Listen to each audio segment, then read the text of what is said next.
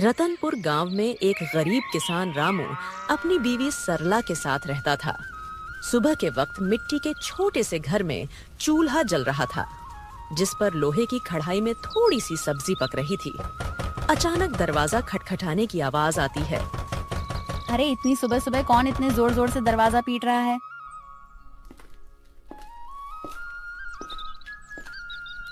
दरवाजा खोलते ही सेठ हरीलाल गुस्से में लाल पीला खड़ा था, जो कि बहुत लालची और चालबाज है। वह हर किसी से 2 गुना ब्याज वसूलता था। रामू, बहुत हो गया तेरा नाटक। मेरे पैसे कहाँ हैं? सेठ जी, कल ही तो मैंने आपको पूरी रकम दे दी थी और पूरा हिसाब पक्का कर दिया था, और मैंने आपके पुराने पैसे भी कब के लौटा दिए हैं। देर की वजह से तेरा ब्याज बढ़ गया है। अब वो उधार तुझे 5 गुना ब्याज के साथ लौटाना होगा। 5 गुना? सेठ जी, ये तो अन्याय है। मैंने मेहनत करके ब्याज सहित पूरे पैसे चुका दिए हैं। मैं गरीब आदमी इतना भारी ब्याज कैसे दे सकता हूँ? ज्यादा जुबान मत चला। अगर पैसा नहीं दिया ना तो तेरे घर का ताला तोड़कर बर्तन कपड़ा सब उठा ले जाऊंगा। तेरी बैलगाड़ी भी बेच दूंगा। सेठ जी, गरीब का खून चूसकर आपको क्या मिलेगा? हमारे साथ ऐसा मत करिए। इतना ज्यादा ब्याज मैं नहीं दे पाऊंगा। पैसे तो तुझे देने ही पड़ेंगे।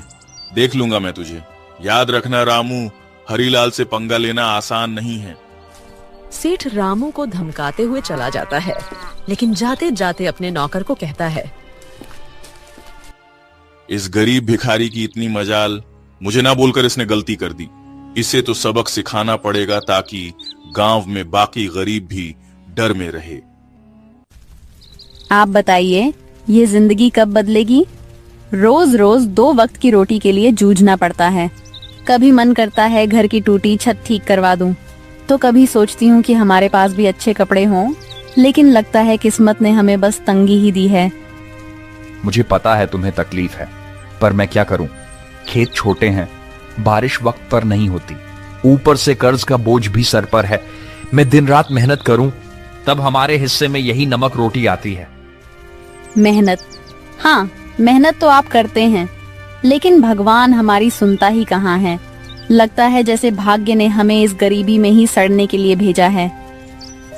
सरला ने आह भरी, पर चुपचाप सब्जी पकाने लगी। कमरे में सन्नाटा था। उसी शाम गांव का सबसे अमीर सेठ हरीलाल अपने नौकर के साथ बैठा था।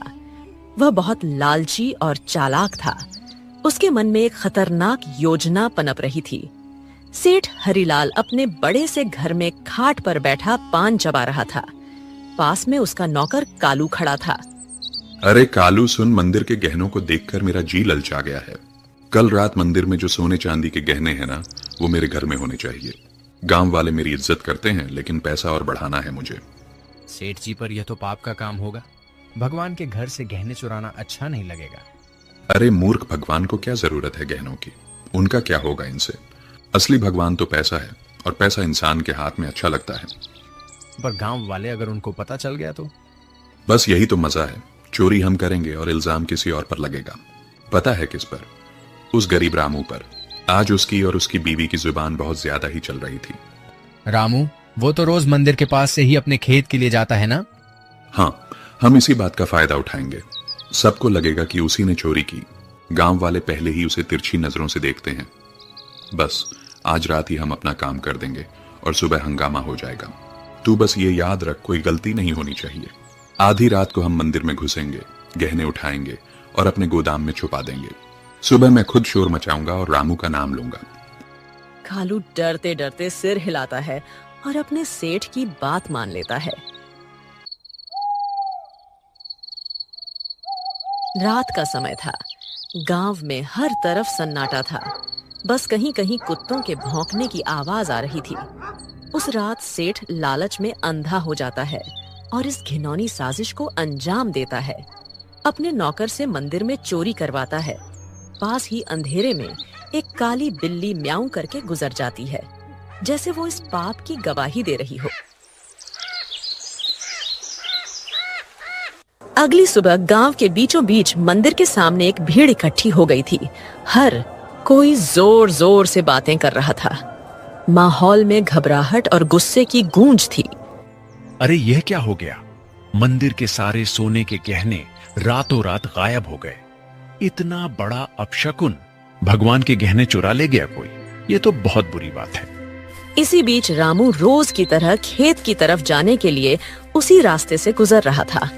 भीड़ देखकर वो रुक गया और पास आ गया। अरे क्या हो गया भाई लोग, इतनी सुबह सुबह ये भीड़ किस बात की है? अरे रामू, तूने सुना नहीं, मंदिर में चोरी हो गई। भगवान के सारे गहने कोई उठा ले गया। रामू यह सुनकर चौंक जाता है। भीड़ में खड़ा सेठ, जो असल में चोरी किया था, वह बहुत मासूम बन रहा था।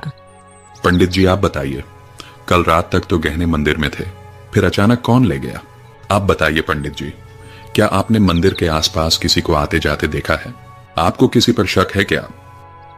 अरे मैंने देखा है रामू, रोज मंदिर के रास्ते से आना जाना करता है। सेठ जी, कल तक तो सब कुछ ठीक ठाक था। मंदिर के पास से तो कई लोग गुजरते हैं, लेकिन रोज सुबह सुबह खेत की तरफ जाने के लिए रामू इधर से निकलता है। मगर रामू ऐसा काम करेगा मुझे नहीं लगता। अरे पंडित जी, जमाना खराब है, आदमी की नीयत कब बदल जाए क्या पता। और वैसे भी जिसने किया है वो मुंह से कभी मानेगा नहीं। मैंने अपनी आंखों से देखा है। रात को जब मैं खेत की तरफ जा रहा था, रामू मंदिर के पास चुपके चुपके घूम रहा था। ये क्या कह रहे हो आप लोग? मैंने कोई चोरी नहीं की है, इतना बड़ा पाप मुझ पर मत डालो। अरे हाँ, ये गरीब आदमी है, पैसों की तंगी में है, ये कर भी सकता है ये काम।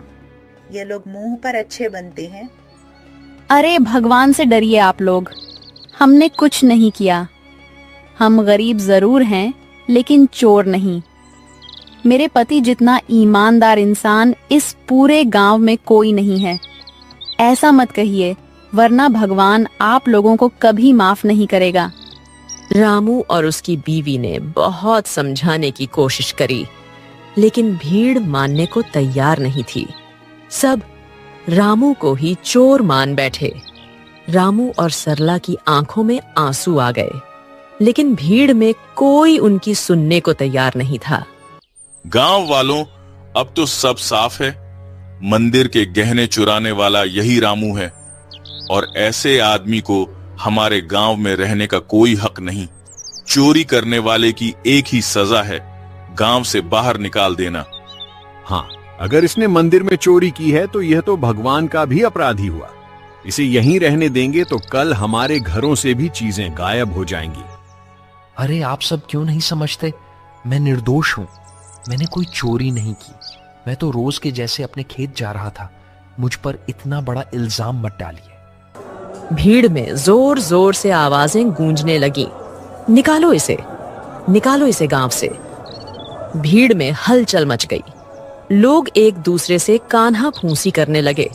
रामू और सरला की आंखों में आंसू भर आए। उन्होंने कई बार सफाई देने की कोशिश की, लेकिन किसी ने उनकी नहीं सुनी। सबने मिलकर उन्हें गांव के बाहर निकाल दिया। रामू और सरला मजबूर होकर गांव छोड़कर चले गए। रामू और सरला रोते रोते गांव छोड़ चुके थे। गांव के बाहर एक सुनसान जगह पर टूटी फूटी झाड़ियों और कंटीली झाड़ियों के बीच एक पुरानी पड़ी झोपड़ी मिली। मजबूरी में वहीं उनका नया घर बन गया। सुनिए जी, यह जगह कितनी सुनसान है।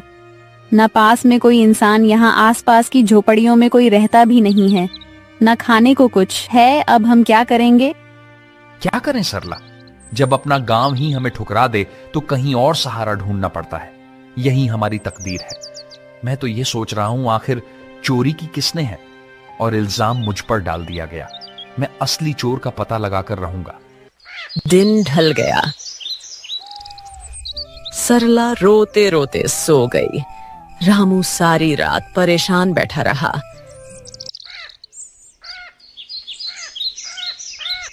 अगली सुबह जब रामू उठा तो उसने देखा कि सरला रो रो कर भूख से कमजोर हो गई है। सरला तुम यहीं रहो, मैं कुछ खाने के लिए लाता हूं, फिर अपने खेत जाऊंगा दूसरे गांव से होते हुए। तुम दरवाजा अंदर से बंद करके आराम करो। इतना कहकर रामू जंगल की ओर चल गया।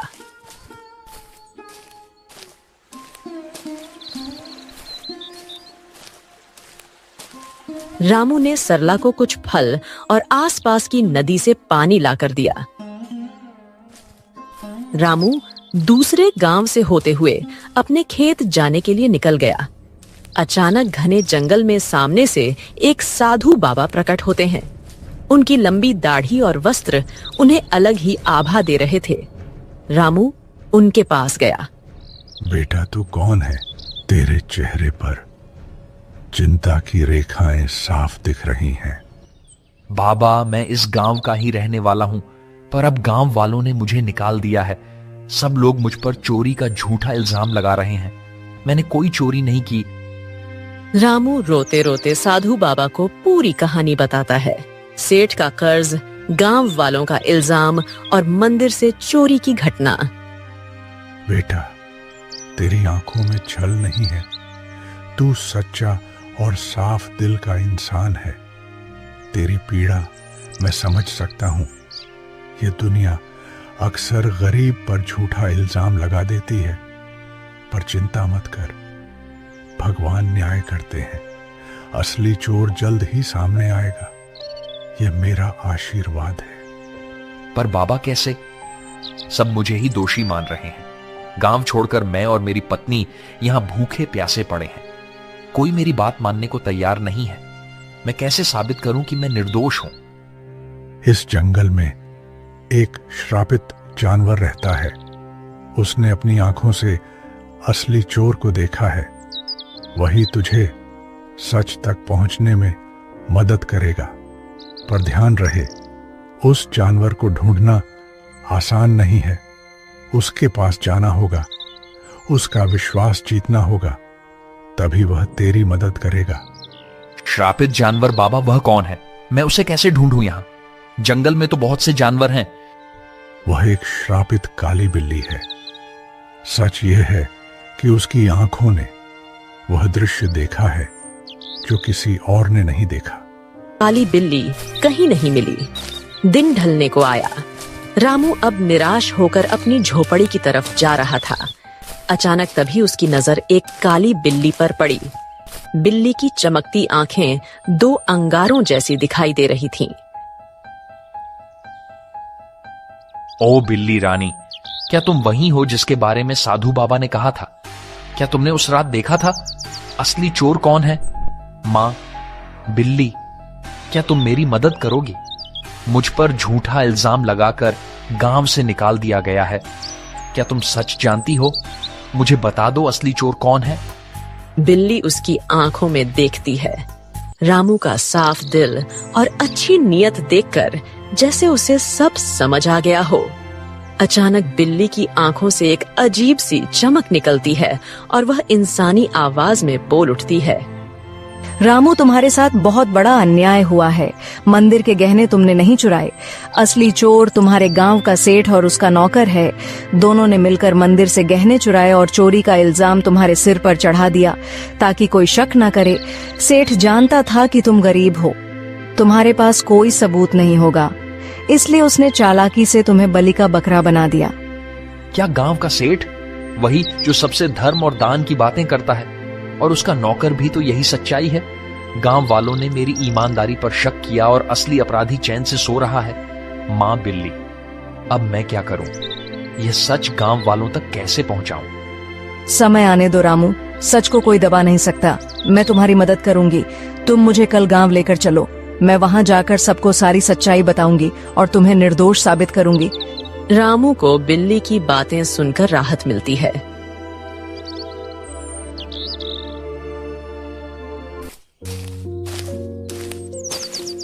वह घर जाकर सरला को पूरी बात बताता है।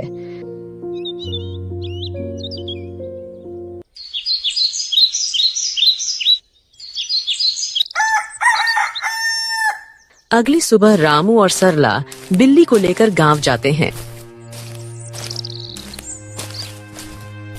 और सबको बुलाते हैं।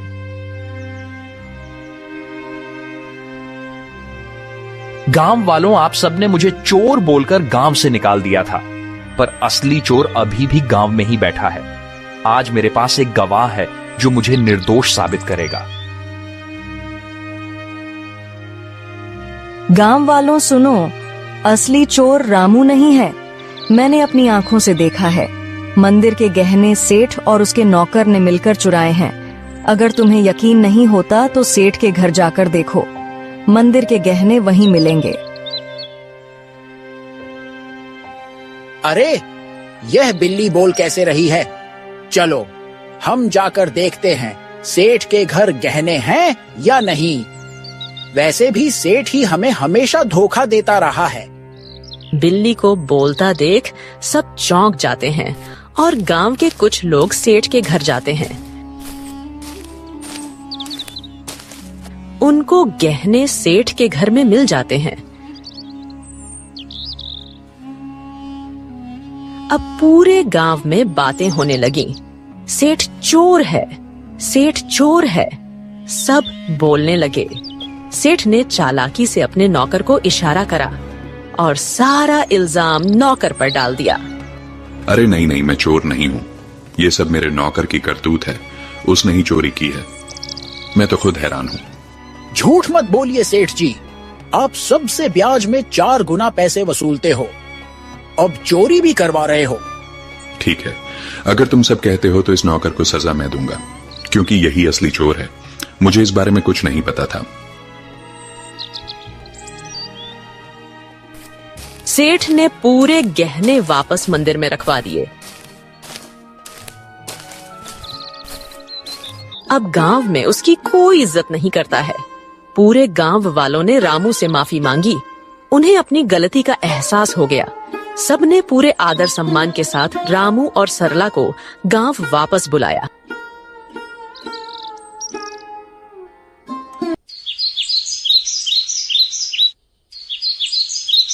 रामू और उसकी पत्नी सरला अब वापस अपने घर आ गए थे।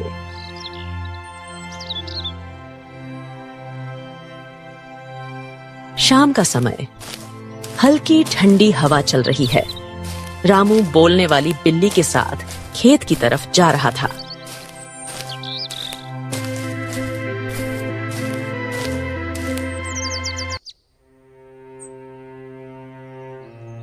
माँ बिल्ली, आज अगर तुम ना होती तो मेरी जिंदगी बर्बाद हो जाती। तुम्हारे ही कारण ही मुझे इज्जत वापस मिली। तुम्हारा बहुत बहुत धन्यवाद। रामू, अब मुझे तुमसे एक आखिरी बात कहनी है। अचानक तेज रोशनी बिल्ली के चारों ओर फैलने लगती है। बिल्ली चमकने लगती है और पल भर में वह एक सुंदर अप्सरा में बदल जाती है। रामू आश्चर्य से पीछे हट जाता है। अरे ये क्या हुआ? तुम अचानक अप्सरा कैसे बन गई? कौन हो तुम? हाँ रामू, मैं एक अप्सरा ही हूँ। मुझे स्वर्ग से श्राप मिला था। मैं इस श्राप से मुक्त होने के लिए ही धरती पर आई थी। जब तक मैं धरती पर किसी सच्चे और भले इंसान की मदद नहीं करती, तब तक मैं इस बिल्ली के रूप में ही रहती। तुम एक सच्चे और ईमानदार इंसान हो, इसलिए तुम्हें बचाकर मैंने भी अपना श्राप तोड़ दिया। अब मुझे मुक्ति मिल चुकी है। तुम्हारी ईमानदारी और भलाई ने मुझे श्राप से मुक्त कर दिया है। तुम्हारा बहुत बहुत धन्यवाद रामू। मैं बहुत खुश हूँ। मैं तुम्हें वरदान देना चाहती हूँ। तुम्हें जो चाहिए बेझिझक कहो। रामू की आंखों में चमक आ जाती है। वह भावुक होकर अप्सरा को प्रणाम करता है। देवी, मेरी जिंदगी गरीबी से घिरी हुई है। मैं दिन रात खेतों में मेहनत करता हूँ, मगर फसल कभी अच्छी नहीं होती। ऊपर से कर्ज का बोझ है। मेरे परिवार के लिए 2 वक्त की रोटी जुटाना भी मुश्किल हो जाता है। रामू, मैं तुम्हें वरदान देती हूँ। तुम्हारी परेशानी अब समाप्त होगी। जंगल के बीच में एक लाल फूल के पौधे के पास एक चमत्कारी फल का पेड़ है। वह पेड़ स्वर्ग से आया है। उस पेड़ का फल सिर्फ ईमानदार इंसान ही खा सकता है। तुम वहां जाओ और वह फल खाओ।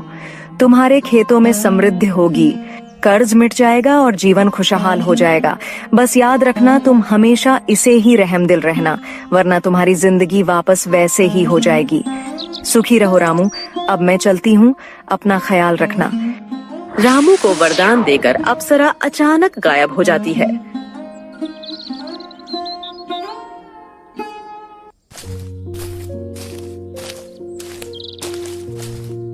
रामू जंगल में चारों तरफ उस चमत्कारी पेड़ को ढूंढता है। सूरज ढलने को होता है। थका हारा रामू अचानक लाल फूल के पौधे को देख लेता है। रामू धीरे धीरे आगे बढ़ता है और देखता है कि पौधे के पीछे एक सुंदर चमकदार पेड़ खड़ा है।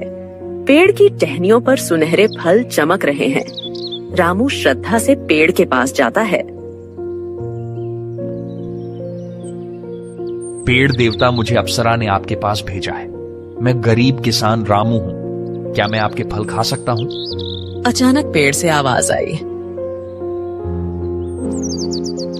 रामू, मुझे सब पता है।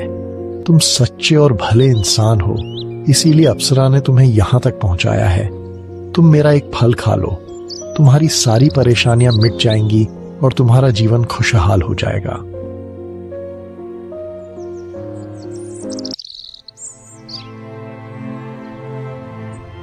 रामू पेड़ से एक सुनहरा फल तोड़कर खाता है। अचानक उसके शरीर में एक अजीब सी ऊर्जा दौड़ जाती है। वह पेड़ को धन्यवाद करके अपने घर की ओर निकल जाता है। और जैसे ही वह घर के पास पहुंचता है, उसकी झोपड़ी एक सुंदर बड़ा आलीशान घर में बदल जाती है। रामू दंग रह जाता है। उसकी पत्नी बाहर आकर चौंक जाती। अरे सुनिए, ये क्या हो गया? हमारी झोपड़ी कहाँ गई? इतना बड़ा घर कैसे बन गया? क्या यह घर हमारा है? हाँ प्रिय, यह सब भगवान की कृपा है। जंगल में मुझे एक अप्सरा मिली। उसने मुझे चमत्कारी पेड़ का रास्ता बताया। उस पेड़ ने मुझे फल दिया और जैसे ही मैंने खाया, हमारी किस्मत बदल गई। रामू ने सरला को उस स्वर्ग से आई श्रापित बिल्ली की पूरी कहानी बताई। इतने सालों की गरीबी के बाद अब हमारी जिंदगी बदल गई। भगवान का बहुत बहुत धन्यवाद। हाँ, मगर याद रखना, यह चमत्कार हमें सिर्फ इसलिए मिला है क्योंकि हमने कभी बेईमानी नहीं की। ये वरदान हमें हमारी मेहनत और ईमानदारी की वजह से मिला है।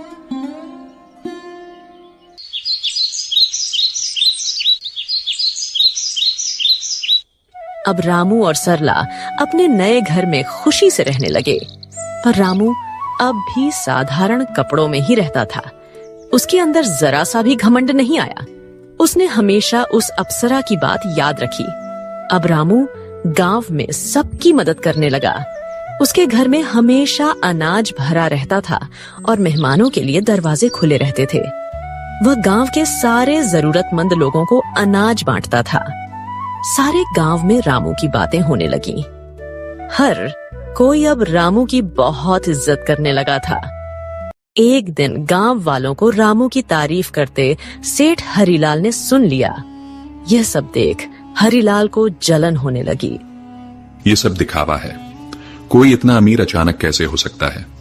जरूर इसके पीछे कोई बड़ा राज है। अगर यह ऐसे ही अमीर होता रहा तो गांव में मेरी इज्जत तो मिट्टी में मिल जाएगी। अबे कालू, सुन, तू जरा रामू पर नजर रख और पता कर कि इसके पास दौलत आने का असली राज क्या है। उसी दिन से सेठ का नौकर रामू पर नजर रखने लगा।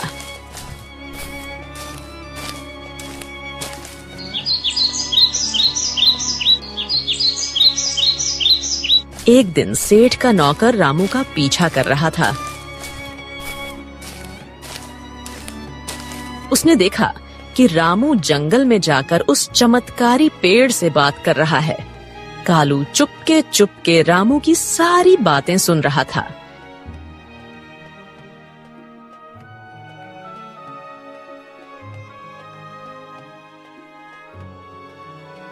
सेठ जी, मैंने सब देख लिया, सब पता कर लिया। रामू उस जंगल के बीच वाले पेड़ से बात कर रहा था। उसने उस पेड़ का फल खाया है जिसकी वजह से उसकी गरीबी दूर हुई और वह अमीर बन गया। क्या सच में? तो चल अभी उसी पेड़ के पास चलते हैं। अगर रामू अमीर हो सकता है तो मैं क्यों नहीं? मैं तो उससे भी बड़ा अमीर बनूंगा। मेरे पास तो पहले से ही ताकत और पैसा है। उस पेड़ को मैं अपनी मुट्ठी में कर लूंगा। सेठ लालच में आकर तुरंत अपने नौकर के साथ जंगल की ओर निकल गया। पर उसे क्या पता था, आज यह लालच उसे ले डूबेगी। वो लोग पेड़ के पास पहुंचे और फल तोड़ने की कोशिश करते हैं, पर एक भी फल उनसे नहीं टूटता।